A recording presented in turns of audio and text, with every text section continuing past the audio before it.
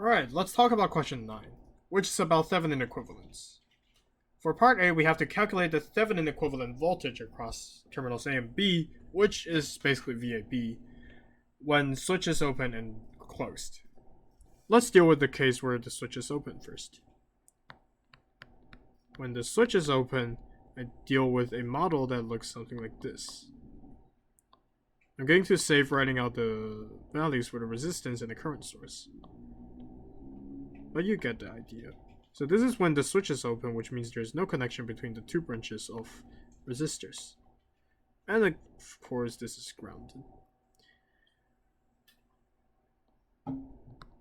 VAB is then equal to the current source supply times the resistance I see between A and B, and that happens to be 3 ohm plus 1 ohm, which is 4 ohm, parallel another 4 ohm, which grants me 16V.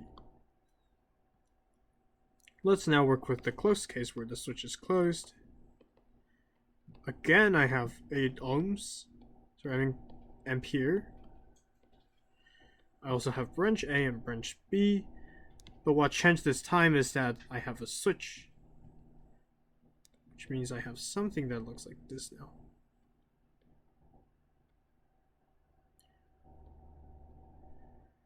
Well, actually, I could rewrite this entire thing into something that looks more like this. Since I didn't really change the structure of the nodes, this is also permissible. VAB is equal to 8 ohms times, well, in this case, it's going to be 3 ohm parallel 1 ohms in series, which is equal to 8A times 2 times 3 over 4 ohms, which is equal to 12 volts. Now let's work with part B, which gives us a different structure. So instead of resistors, now we have voltage sources. We could use superposition to solve this, but it's probably a bit too slow.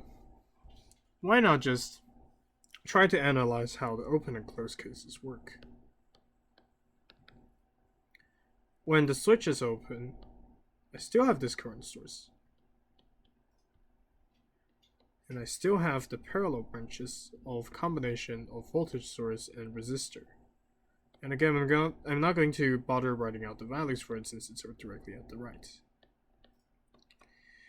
In this case, the 8 ohms is evenly distributed to the two parallel branches.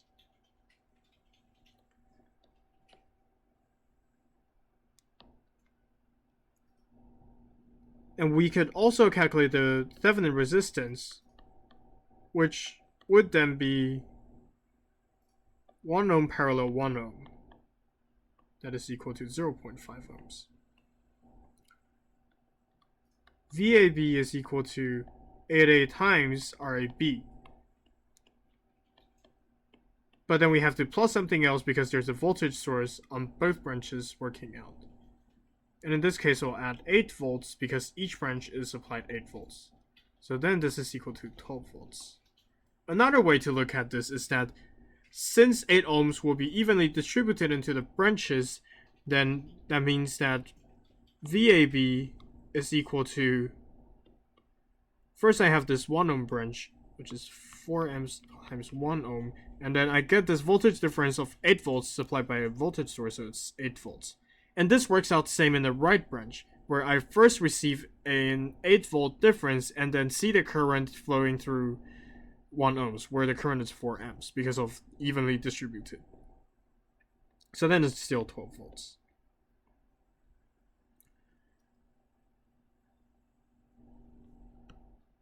Let's write out a better structure for this. I have a current source, and my 1 ohm resistor receives 4 ohms, while the other also does, because the resistance in both branches is equal. Remember that voltage sources are not supposed to have any resistances, and they're only supposed to supply some kind of voltage. And of course I have VA and VB. here we are given a difference of 4 volts, and then we have a supply of 8 volt difference, which gives us 12 volts in the left branch. In the right branch, we first receive 8 volts, and then we receive this 4 volt difference given from V equals IR, which also gives us 12 volts.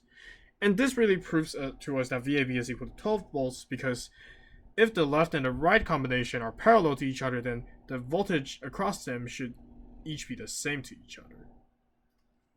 So that's a more detailed overview of VAB in the situation where the switch is open.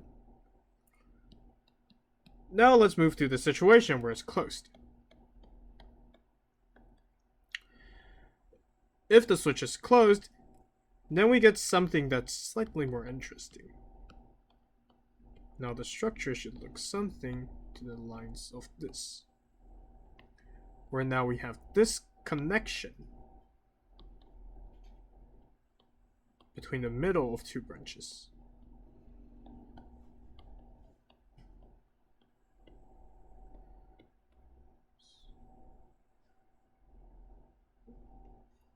There are 2 ways to solve this. One way is that we solve the Thevenin resistance first, which tells us that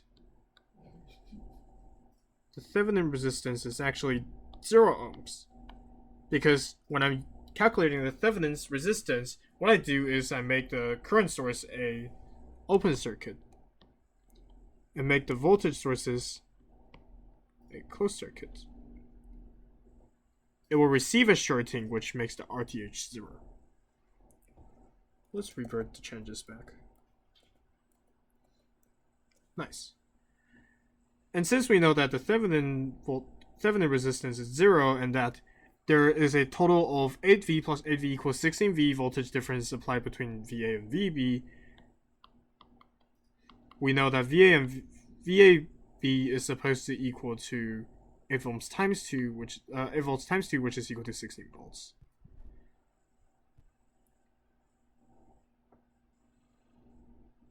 And another way to think of this is that the 8 volts voltage source here really fixes the voltage that we can have between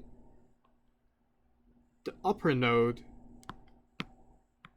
and the middle node, which means that the voltage difference across this 1 ohm must also be 8 volts, since they share the starting and ending node with the voltage source. And the same with the bottom as well, which means that this voltage difference across the 1 ohm resistor must also be 8 volts. And thus, VAB is equal to 8 volts plus 8 volts, which is equal to 16 volts.